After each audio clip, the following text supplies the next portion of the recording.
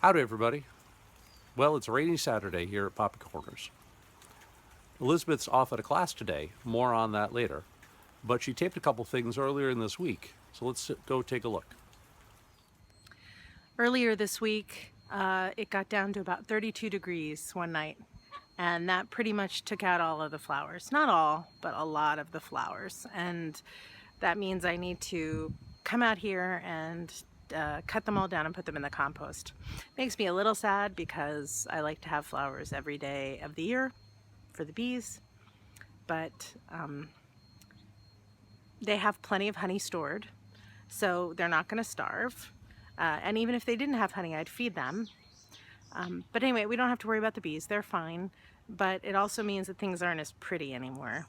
You can kind of see it behind me. Here, I'll show you. I'll turn the camera around and show you. So you can see the zinnias have died. You can see their foliage is really, really brown and died. The yarrow is fine. Yarrow is a native. It can probably survive a Holocaust. The borage is fine. That plant's going to be fine all through the winter.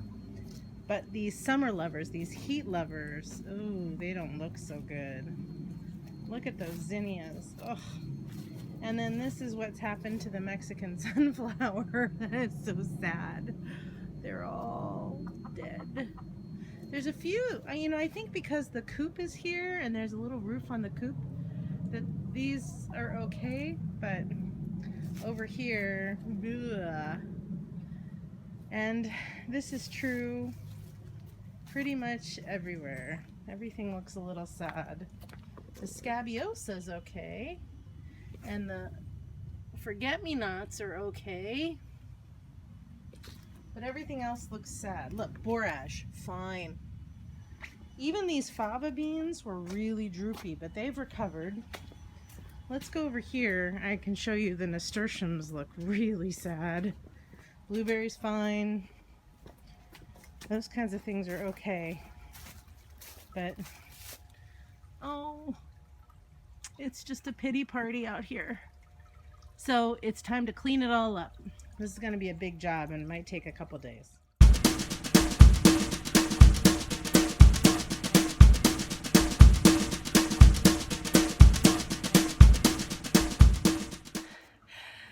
The nice part about clearing all that out is that there's now a ton of room for new seeds, which hopefully I'll get for Christmas. New flower seeds to plant. That'll be fun. This is kind of interesting to watch. So we've had rain for the past 2 days, and this is a break in the rain. And look at what's happening. The bees are just spilling out of their tiny little opening in the hive. And they're coming out. Some of them have probably just hatched and they need to fly. Some of them probably need to go to the bathroom. Bees don't go to the bathroom in their hive. And so everybody's taking the air and they're making a lot of noise. Let's see if you can hear.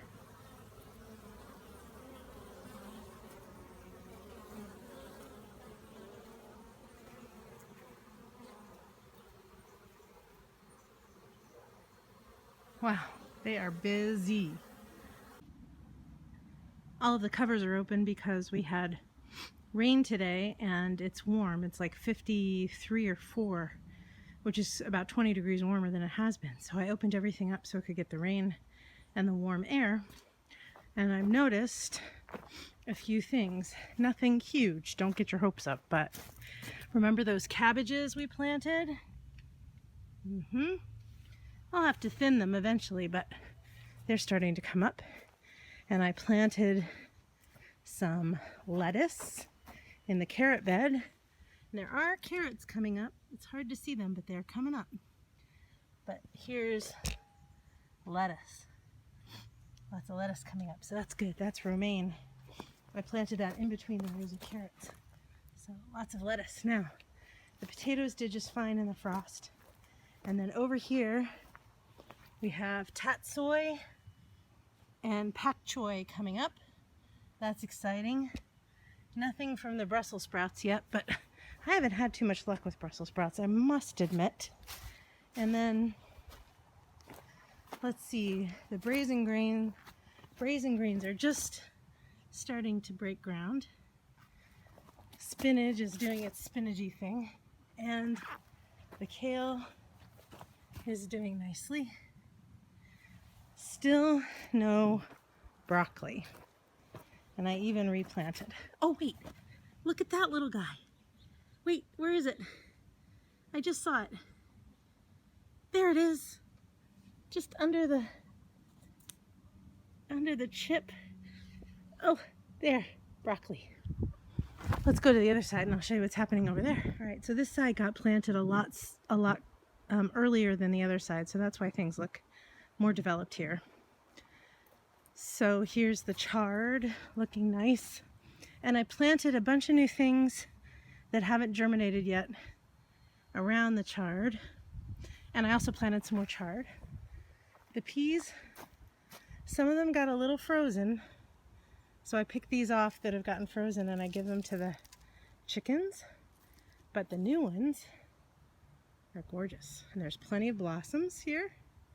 So the peas, those are the snap peas. Garlic's doing fine. Clover's crazy over here. Some pumpkins.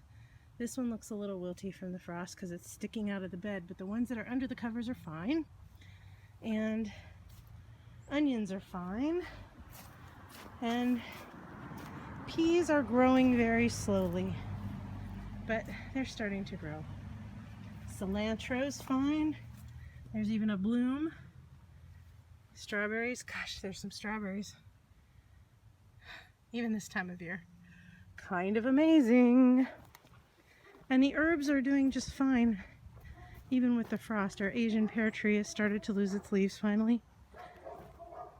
Everything looks pretty good over here. We're gonna have a lot of fennel pretty soon.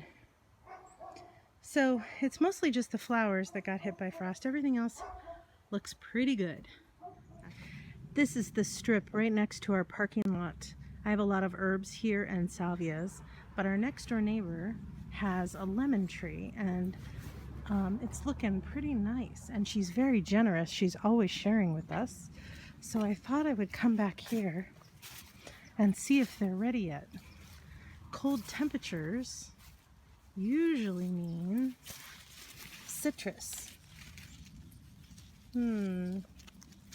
Still a little green on that side, although it looks beautiful on that side. I think we'll give these another week or so. Yeah, they're still green on the other side. So I'll give these another week or so, and then I'll take some and show you how I make preserved lemons for the winter. Seeing as how it's a rainy day, it's a good day for indoor projects. And today's indoor project is to make some bacon. We're going to start with 3.5 pounds of pork belly that I got from the store. And we're going to cure it in a combination of salt and brown sugar.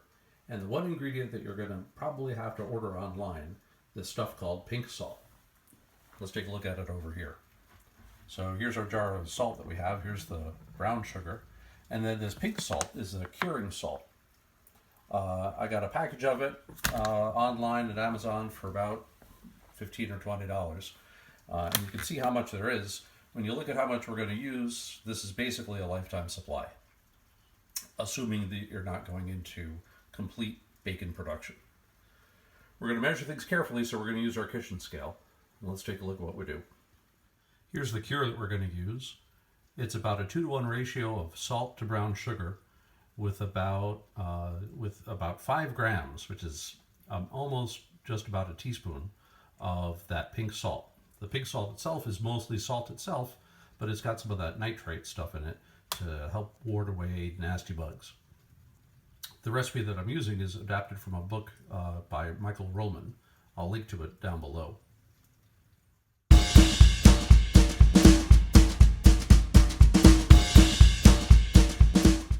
All right, that's it. We're well on our way to making bacon. We're going to put this in the refrigerator and leave it there for a week, flipping it over about every day or two. Next week, I'll show you how we wrap up this process. Well, that's about all for this week. Like I mentioned, Elizabeth's off at a class, and she's going to use the information she's getting in this class next week. She says she's going to do something about taking us through the garden using a watershed approach. Not too sure what that means. She's the one at the class, but I guess we'll find out. Thanks so much for watching.